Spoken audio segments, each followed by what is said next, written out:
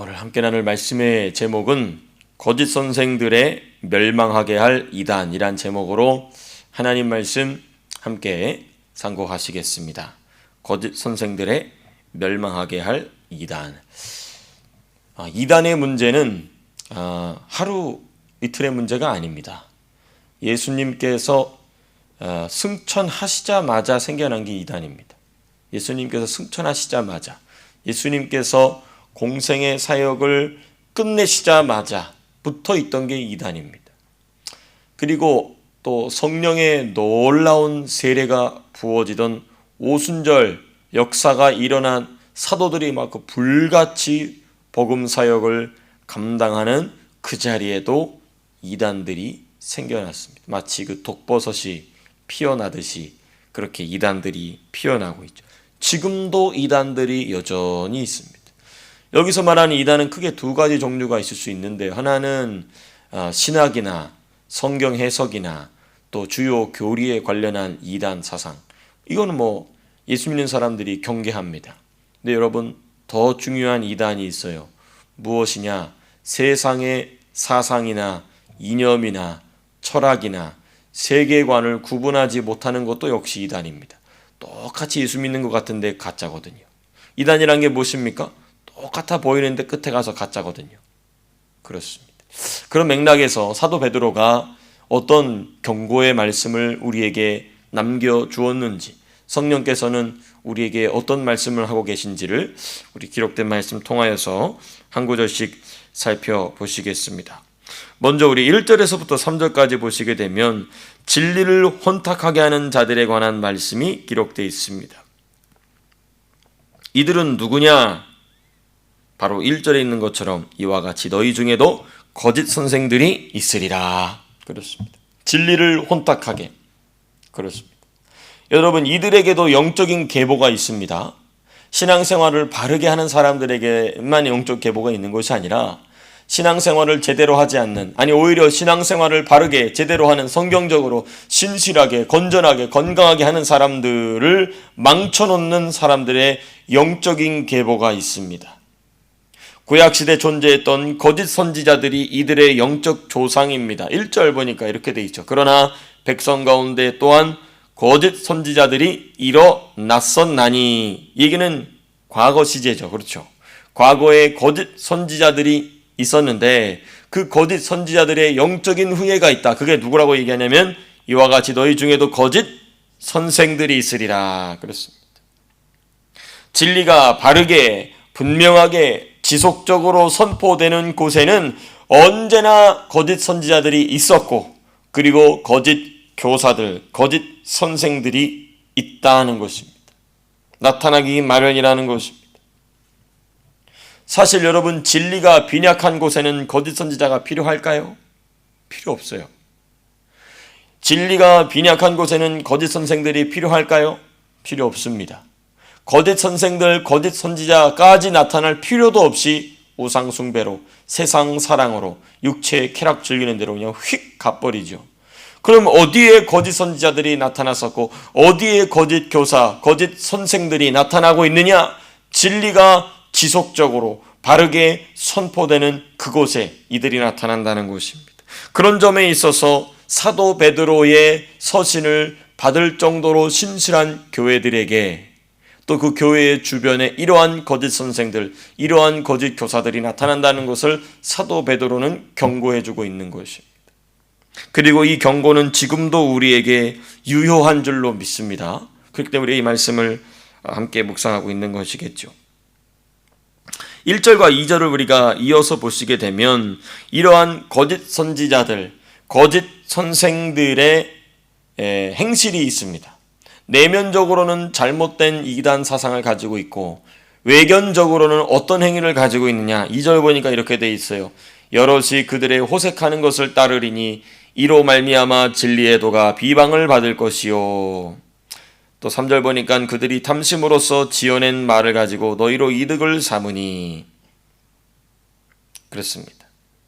여러분, 예전에 우리가 얼마 전에 공부했던 열왕기 상하 공부해 보면 거짓 선지자들 때문에 뭐가 관영하게 되느냐? 당연히 첫째로는 우상숭배죠.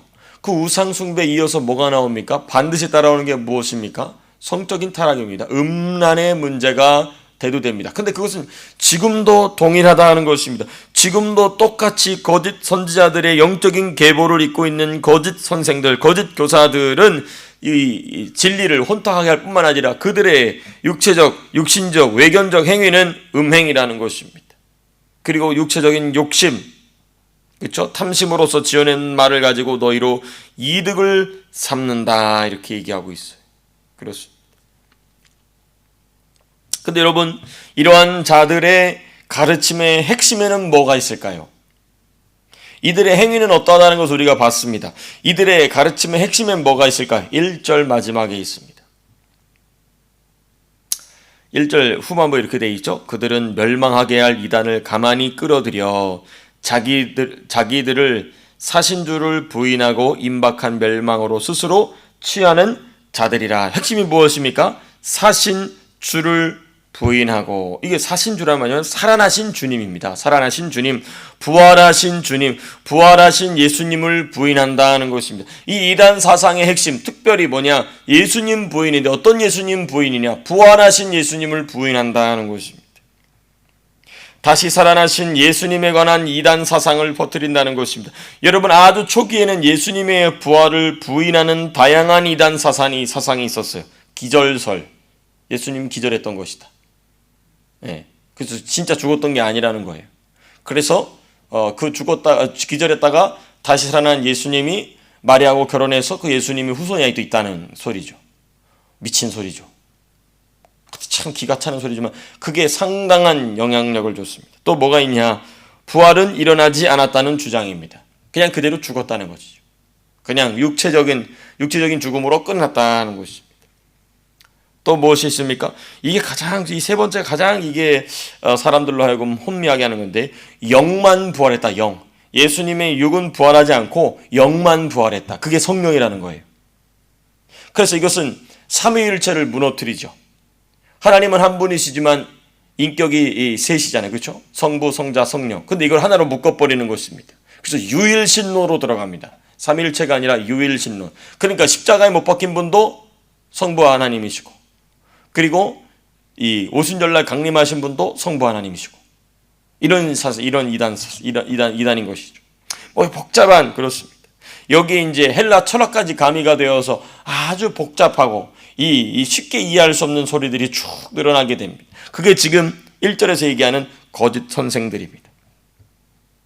여러분, 이들의 행위는 육체적으로나 영적으로나 음행을 지향하고 있는 것입니다.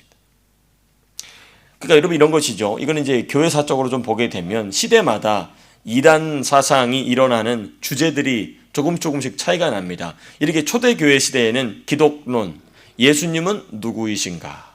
예수님은 사람이신가? 예수님은 참된 신, 전능자 하나님이신가? 아니면 둘 다 가지고 계신가? 둘 다 가지고 계시다면 50% 50%인가? 아니면 100% 100%인가? 아니면 그게 섞여 있는가? 골치 아픈 소리죠. 이게 초대교회의 가장 중요한 논쟁이었어요.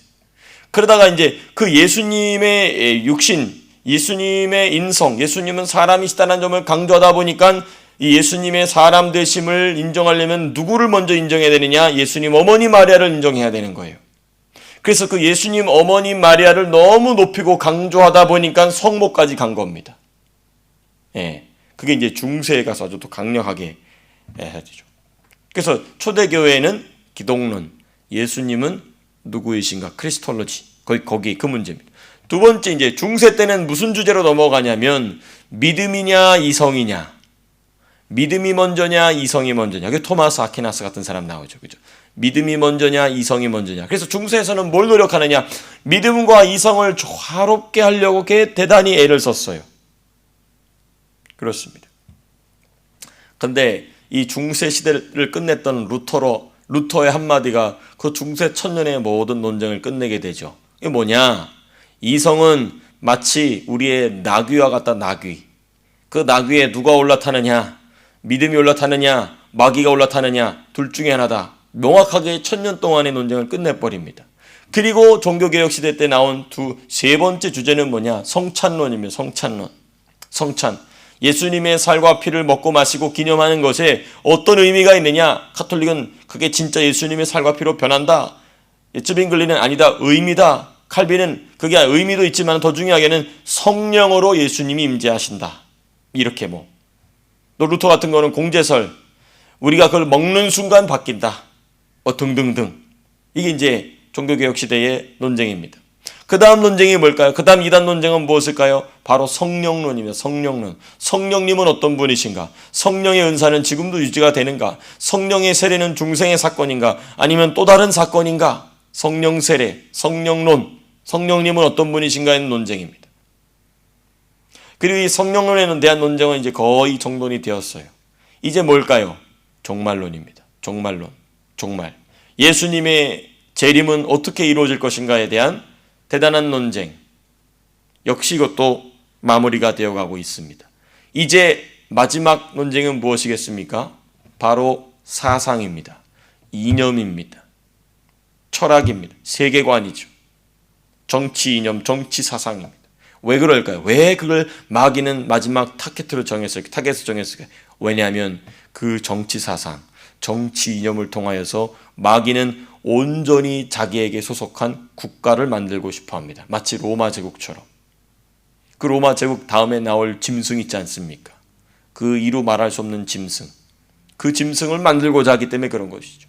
그래서 이 시대를 살아가는 교회는, 목회자는 이 시대에 마귀가 타겟을 정해놓고 있는 이단 사상이 어디서 나오느냐를 명확하게 분별할 필요가 있다는 것입니다. 본문으로 돌아와서 이렇게 된 어찌됐든 이러한 이단 사상을 퍼뜨리고 있는 이들에 대한 하나님의 뜻이 있습니다. 하나님의 뜻.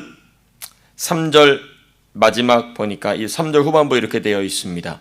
그들의 심판은 옛적부터 지체하지 아니하며 그들의 멸망은 잠들지 아니하느니라. 이렇게 되어 있어요. 그들의 심판은 옛적부터, 이게 무엇입니까? 하나님이 이미 이들에 대한 심판을 정해 놓으셨다는 것입니다. 이미 이 거짓 선지자들, 그리고 그 거짓 선지자들의 영적인 계보를 입고 있는 거짓 교사들, 거짓 선생들에 대한 심판은 정해져 있다는 것입니다. 여러분, 하나님은 이들에 대한 심판을 지체하지 않으시는 줄로 믿습니다. 그 3절에 그렇게 되어 있잖아요. 그들의 심판은 옛적부터 지체하지 아니하며 그들의 멸망은 잠들지 아니하느니라. 그런데 질문이 생기죠. 아니, 그런데 아직도 수많은 이단들이 활동하고 있는걸요. 아니, 지금도 여전히 수많은 예수 믿는 사람들이 잘못된 사상, 잘못된 이념인지도 모르고 거기에 빠져들어간다는 것입니다. 예를 들면 호주의 유나이팅 처치 보십시오. 저기 우리 카스릴 가다 보면은 그게 원래 옛날에 감리교회거든요. 참 천국에 계신 웨슬리 목사님이 울 거예요. 그 감리교였다가 이제 감리교는 다 전체가 유나이팅 처치가 되지 않습니까? 그 보면 이제 여기 그 이 큰 이 힐스 쇼그라운드 이 스테이션 나와가지고 카스릴 이 카스타로 쭉 가는 큰 길 있지 않습니까? 그 큰 길 왼쪽에 유나이팅 처치 하나 있잖아요. 그 유나이팅 처치에서 작년쯤엔가 밖에다가 이제 자기네 교회 이렇게 예배 광고하려고 광고판을 LED로 멋지게 해놨어요. 근데 우리가 몇 주 전에 그 마디그라가 있지 않았습니까? 그 마디그라 하는 주간에 그 이 트랜스젠더들이 들고 다니는 깃발이 있잖아요. 원래는 그 무지개 깃발인데 무지개 깃발보다 한 걸음 더 나간 게 있어요. 그게 뭐냐면 하늘색과 연분홍색 스트라이프를 이렇게 줄무늬 해놓은 그 깃발이 있어요. 그거를 자기네 교회 그 광고판에다 해놓고 모두를 환영하고 다양성을 존중한다고 해놨더라고요. 잘못된 것이죠. 옳지 않은 것입니다. 그게 바로 잘못된 사상, 잘못된 이념에 빠져 들어간 교회가 저지르는 죄악입니다. 그러니까 지금 여기 3절 보니까 옛적부터 심판은 지체하지 않는다고 되는데 아직도 여전히 그런 게 남아있거든요. 여전히 하나님의 심판은 이루어지지 않고 있는 것만 같습니다. 여전히 그런 사람들은 수많은 사람들을 미혹합니다. 잘 믿고자 애쓰고자 하는 성도님들의 삶을, 그들의 영혼을 도둑질하여서 엉뚱한 데로 이끌고 가고 있다는 것입니다. 하나님 왜 그렇게 하실까요? 하나님 여기 심판을 지체하지 아니하신다고 그랬잖아요. 왜 하나님은 그걸 빨리빨리 안 하실까요? 저 여러분들은 확실한 믿음을 가져야 될 줄로 믿습니다. 하나님은 언제나 타이밍을 기가 막히게 맞추시는 분이시다. 우리가 믿는 줄로 믿습니다. 그럼 지금 해석해 나가야 되겠죠. 왜 하나님은 여전히 그런 자들에 대한 심판을 멈추지 않고 계실까? 왜냐하면 하나님의 섭리 안에서 이들의 역할이 있다는 거예요. 이 악한 자들, 심지어 거짓 선지자들과 거짓 선생들조차도 하나님의 섭리 안에서는 역할이 있다는 것입니다. 그리스도의 부활하심부터 시작하여서 지금 현대에 이르기까지 그 악한 사상의 그 더러운 잘못된 혼미하게 하는 이단 사상을 퍼뜨리고 있는 자들에게도 하나님이 주신 역할이 있다는 것입니다. 우리가 누구를 보면 압니까? 모세 시대의 바로왕을 보면 압니다. 하나님이 바로왕을 더러 뭐라고 했습니까? 내 종 바로라고 그랬어요.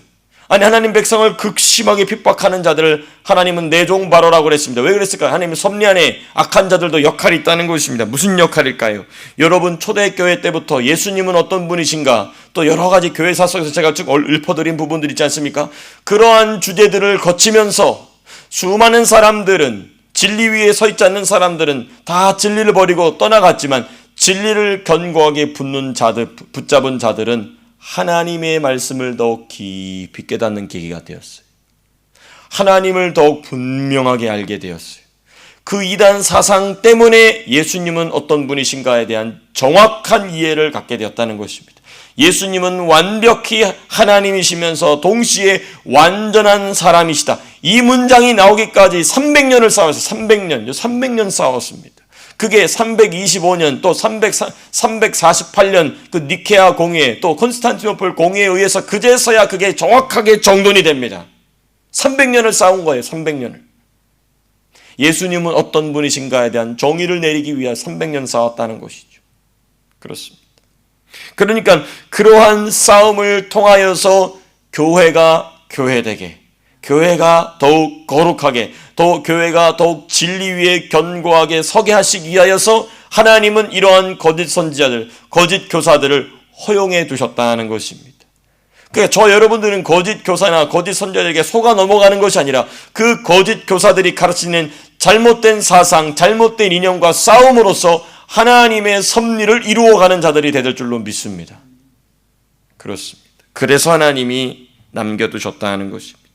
여러분, 이와 같이 지금도 진리를 혼탁하게 하는 자들이 있습니다. 특별히 반복하여 말씀드립니다마는 이념이나 사상이나 문화나 정치의 영역에서 이단 사상이 지금 퍼지고 있습니다. 여러분, 기독론의 문제나 성찬론의 문제나 성령론 문제나 종말론의 문제는 우리보다 비교할 수 없이 탁월한 하나님의 사람들이 다 정돈을 끝낸 문제입니다. 그것 가지고 싸울 필요 없어요. 이제 새로운 시대를 열어가야 되는 저 여러분들이 싸워야 될 주제는 따로 있다는 것입니다. 우리가 싸워야 될 주제를 가지고 기도로, 말씀으로 또 열심히 공부하고 배우고 또 전함으로써 우리가 마땅히 감당해야 될 사명, 감당해야 될 줄로 믿습니다.